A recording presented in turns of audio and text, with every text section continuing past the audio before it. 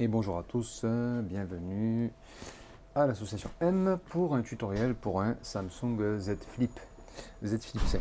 Alors, pour le Samsung Z Flip 5, on a le client qui a un téléphone qui est vraiment bien éclaté, il est bien amoché, d'accord? Donc, ce qu'on va avoir ici, c'est l'écran Service Pack Samsung d'origine, d'accord? Qui arrive bien sûr dans son emballage. Donc là, je l'ai déballé, voilà. Donc le produit est d'origine, je vous mettrai le lien pour commander l'écran. Et je vous mettrai aussi le lien pour la formation, parce que aussi nous sommes un centre de formation qui formons les futurs techniciens. Le partenaire des professionnels de la téléphonie. Pièces détachées, kits de réparation, accessoires de qualité, depuis toujours. Fiable, réactif, complet. Dourix, l'efficacité en toute confiance. Professeur Youssef vous accompagne de A à Z dans une formation complète, reconnue par les plus grandes marques telles qu'Apple et d'autres encore. Il vous forme et vous certifie. Prêt à devenir un On va vrai... avoir besoin d'un cruciforme, on va avoir besoin du double face, on va avoir besoin d'une petite spatule qui va nous permettre de pouvoir déconnecter les nappes et de mettre hors tension principalement et en priorité la batterie. On va avoir besoin d'un petit ciseau. On va avoir besoin également d'une petite lame 0,1 mm, d'accord. Et on aura besoin d'une station d'air chaud ou bien éventuellement un tapis chauffant ou un sèche-cheveux pour ceux qui n'ont pas de station d'air chaud et de tapis chauffant. Alors, moi ce que j'ai fait, c'est que j'ai chauffé pendant 10 minutes ici sur le tapis chauffant parce qu'on va commencer par l'arrière, on va démonter l'arrière, d'accord. Il faut savoir que l'écran arrive comme ça avec le châssis, il est tout neuf.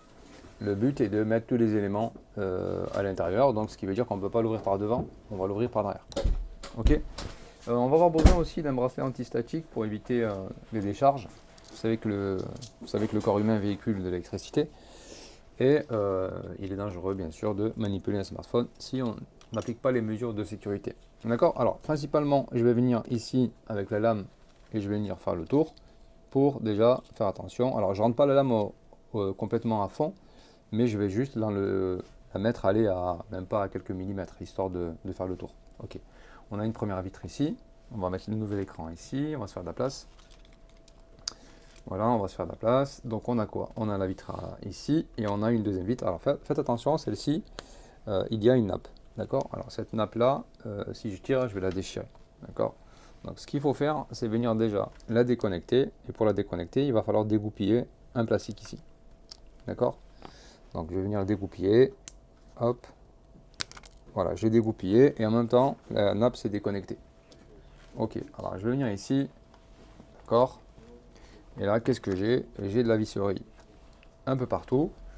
Si je veux reprendre mon téléphone pour juste me mettre un petit peu en condition et voir à peu près comment je vais pouvoir décomposer pour ensuite recomposer.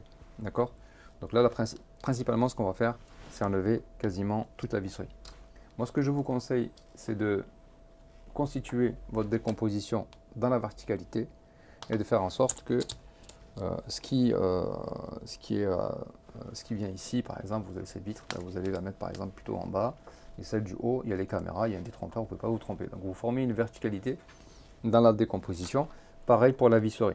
Si vous pouvez mettre vos vis dans la même position que le schéma que vous avez, qui est votre smartphone sur le plan de travail, c'est super intéressant. D'accord. Au moins, quand vous allez remonter, vous ne perdez pas de temps. Voilà, donc là, je vais décomposer. On va accélérer le process dans la visserie et après, on va passer à l'étape suivante. Ok, donc là, on se retrouve. On a fini de décomposer la visserie. D'accord, j'ai fait une petite pause. D'accord. Donc là, ce qu'on va faire, c'est déjà regarder si on peut enlever cette plaque métallique pour enlever et de connecter la batterie. On va juste la mettre hors tension, juste déconnecter la batterie. D'accord. Parce que peut-être que le téléphone est allumé. Donc j'ai cette plaque et là j'ai la nappe de la batterie. Donc la nappe de batterie, je vais l'enlever. Il y a d'autres nappes ici, pareil ici. D'accord, pareil ici. Ok, il y a ce plastique, je vais essayer de le faire venir. J'oublie pas aussi d'enlever le lecteur SIM parce que j'ai complètement zappé. On a un lecteur SIM ici. Première des choses, comme ça vous n'oubliez pas. Donc le lecteur SIM, on va l'enlever. Pour le coup, je libère un petit peu tout ce qui est libéré. Là, j'ai une petite appareil photo, pareil. Je vais voir si je peux la déconnecter. Je la déconnecte. Pareil ici. Là, j'ai une nappe, pareil. Voilà, tout ce qui est nappe, il va falloir déconnecter. Au moins, c'est pour libérer après la carte mère facilement. D'accord? Nickel. Donc là, on a quasiment tout libéré. En haut, on va voir si on peut faire venir notre carte mère. On regarde s'il n'y a pas une visserie qui maintient. Jamais forcé, bien sûr, hein. Des fois, elle peut être retenue par les nappes qu'on appelle ça d'appareil photo. Voilà. Hop, là, je l'ai déconnecté. Ok, et on a vu aussi qu'il y a des nappes d'appareil photo qui sont juste en dessous. Donc là, on était obligé de la déconnecter comme ça pour qu'elle puisse venir. D'accord? Ensuite, je peux comparer avec ce qu'il y a déjà présent. Par exemple, le haut-parleur, il est présent. Ça ne sert à rien de le récupérer. Par contre, je vais récupérer tout ce qu'il y a ici, c'est-à-dire l'appareil photo selfie, la caméra à l'arrière, tout ça, je vais le récupérer. D'accord? Donc, je vais commencer un petit peu à jouer avec. Par contre, je vois qu'il y a une vis ici qui maintient l'appareil photo. Donc, je vais la prendre. Vous voyez là, dans la décomposition déjà, ici, il y a une belle décomposition. Faire en sorte que je puisse m'organiser pour faciliter après le remontage. Ok. Donc la caméra elle est venue tout de suite. Je mets aussi l'appareil photo qui vient ici avec la vis au-dessus pour m'en souvenir. Ok. Là je vois qu'il y a une nappe, il y a les nappes power, il n'y a pas de souci. Ce qui va me rester maintenant c'est la caméra selfie. Elle est bien ancrée. Parfois il y a même le style de double face. D'accord. Alors ce que je vais faire, je vais essayer de décoller un tout petit peu, la chauffer tranquillement. Parce que le risque c'est de la sectionner en deux. C'est d'ouvrir, de faire en sorte de la sectionner, de la diviser en deux. D'accord?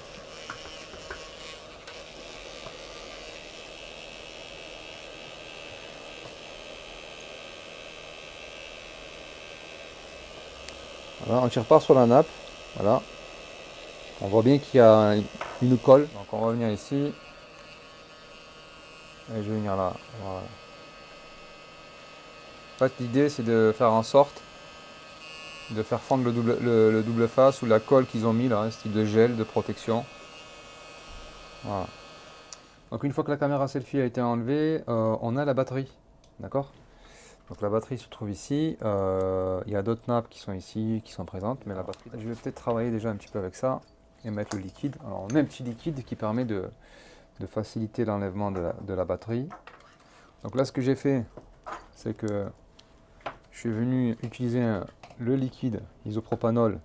Je vous montrerai ça dans la vidéo, comme ça au moins vous allez pouvoir regarder qu'est-ce que c'est comme type de liquide et il facilite l'enlèvement de la batterie. Ok. Donc là j'ai enlevé la batterie, je fais juste une comparaison avec ce qui est présent et ce qui n'est pas présent. Donc là il me semble quasiment j'ai tout libéré, d'accord, ici au niveau des éléments on va dire supérieurs. Ok. Là on va attaquer la partie inférieure. On va déconnecter ici. On a ici là, la plaque métallique qui bloque ici et qui vient protéger les nappes. D'accord. Alors, ça c'est le chargeur induction. Alors, chargeur induction, il est juste collé, hein, c'est-à-dire que voilà, il est là. Après, hop, je peux l'enlever. Il est de manière indépendante, il est là. D'accord. Pareil, là j'ai une batterie. Ok. Donc on va enlever ici. On regarde, on compare. Qu'est-ce qu'il y a comme comparaison? Ça veut dire qu'on va enlever la partie du bas. Donc la partie du bas, pareil. Je vais venir ici. Hop. La partie du bas avec le cache. N'est-ce pas? Je prends ma petite spatule et je vais déconnecter les nappes qui sont présentes ici. Et je vais aussi libérer le connecteur de charge. Donc le connecteur de charge qui intègre le micro, etc., etc. Je mets juste la vis ici, comme ça moi je ne me trompe pas. Alors je regarde aussi s'il n'y a pas une autre visserie qui maintient. Il n'y a pas une visserie qui maintient. Je prends ma petite spatule là et je commence un petit peu à jouer avec. Alors si c'est collé, pareil, on va chauffer. D'accord? On va chauffer, chauffer, chauffer. Donc j'ai chauffé, je mets mon connecteur de charge ici. Alors qu'est-ce que je dois récupérer? Le vibreur il est déjà présent sur le pack d'origine. Voilà, quasiment tout est d'origine ici. Qu'est-ce qui manque? Voilà, il manquera que la batterie, qu'on puisse récupérer la batterie. D'accord? Donc on va récupérer la batterie. Pareil, on va mettre du liquide. Et on va laisser bien agir. Voilà. Et on va faire une petite pression. On va essayer de venir faire levier, hein.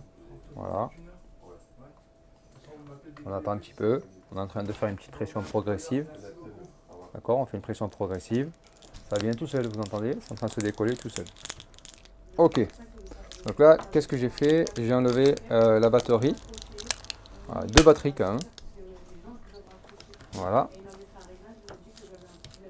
Donc le liquide m'aide à enlever plus facilement la batterie. Voilà.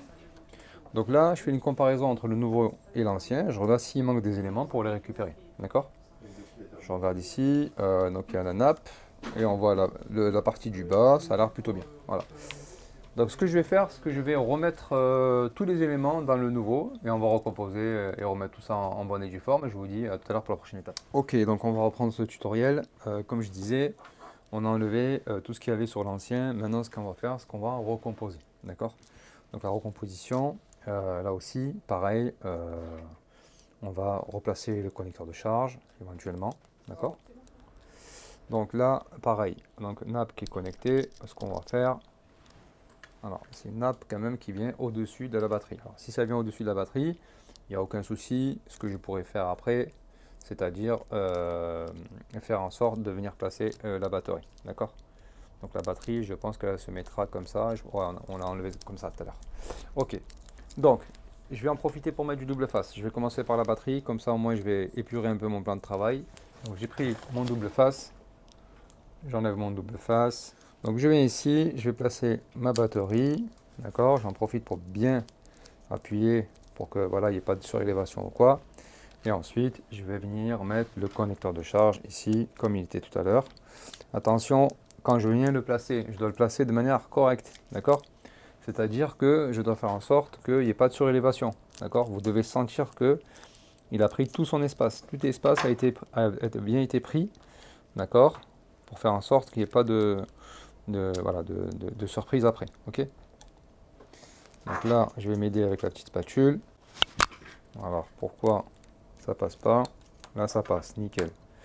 Donc là, mon connecteur de charge passe à merveille, il est bien placé. J'en profite pour récupérer la vis. Vous voyez, j'ai pris la vis à côté, ça tombe bien.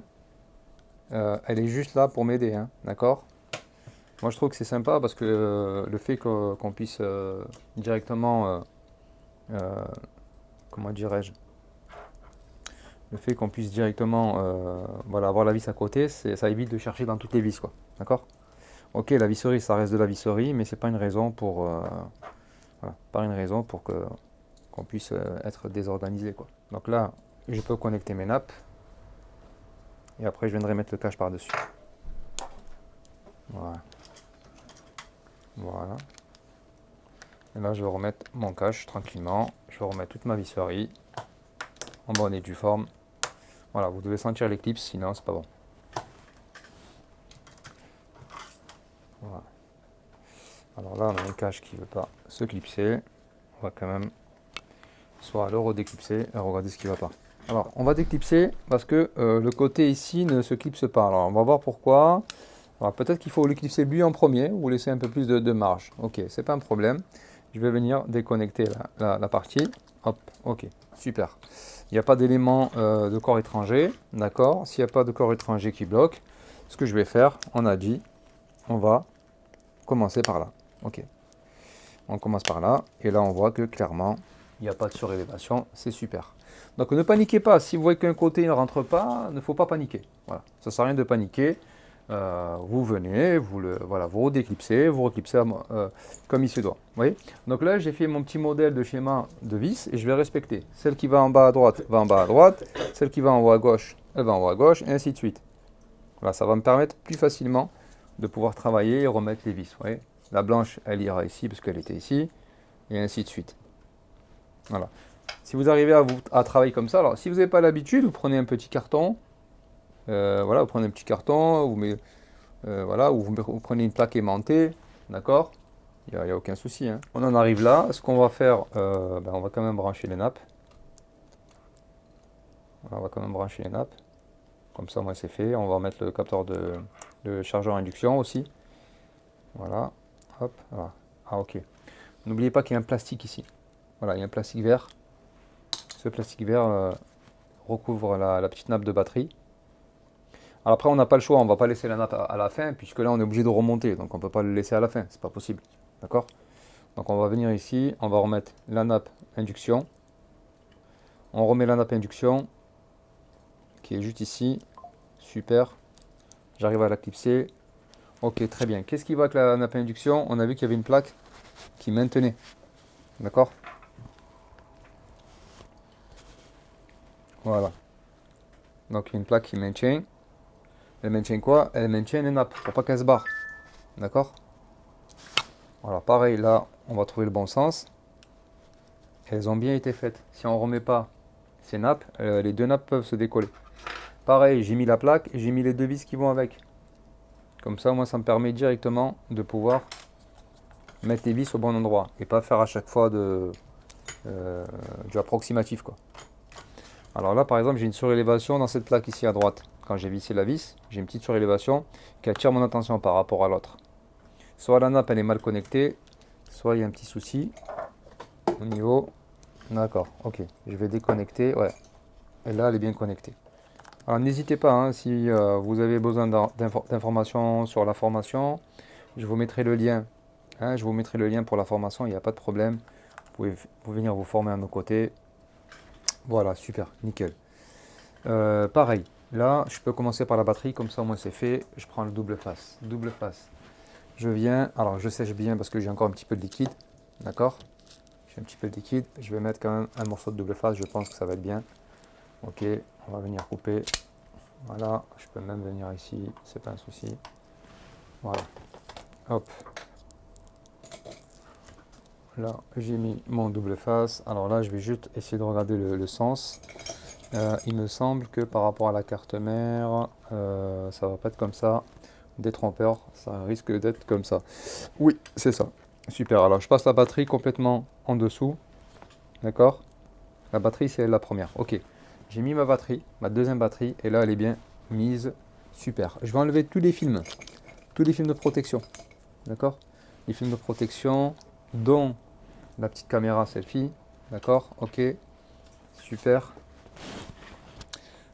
Magnifique. Alors, ce qu'on va faire, on va placer quand même les caméras qui viennent juste derrière, parce que ces caméras, elles sont clipsées, et ça veut dire que la carte mère doit être posée avec ces caméras. On ne peut pas poser les caméras tout seul et la carte mère tout seul, c'est pas possible. Il faut les former, il faut les déposer en même temps. Alors, on va peut-être enlever, on va enlever cette caméra la plus grosse, commencer d'abord par la plus grosse, après mettre la plus courte. Alors, je viens, je dépose ma carte mère, nickel, elle s'est présentée, il n'y a pas de souci.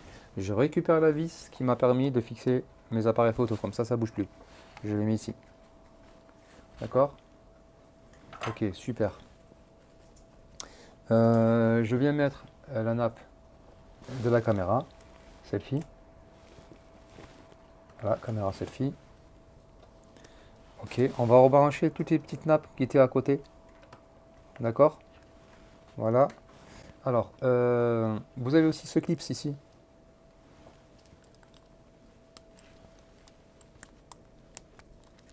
Ça, on verra plus tard.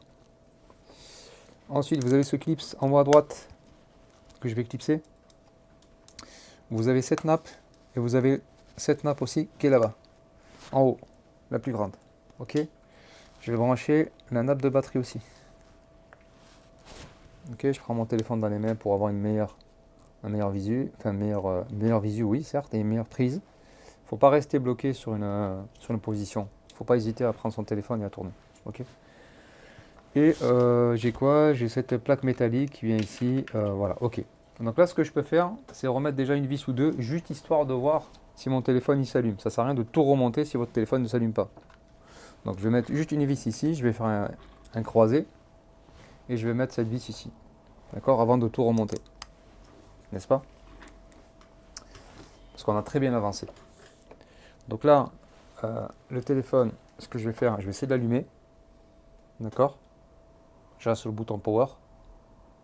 Voilà. Alors, est-ce qu'il y a du jus? Il n'y a pas de jus. On va regarder ça de suite. Je vais prendre un chargeur type C. Voilà, juste pour vérifier qu'il y a bien du jus.